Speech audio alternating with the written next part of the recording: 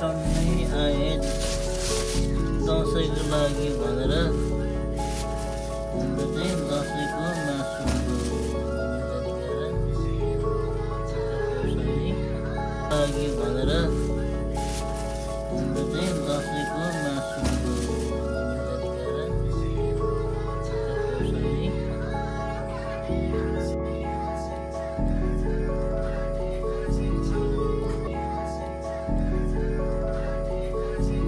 राम्रो गरेर धेरै फल्ने यो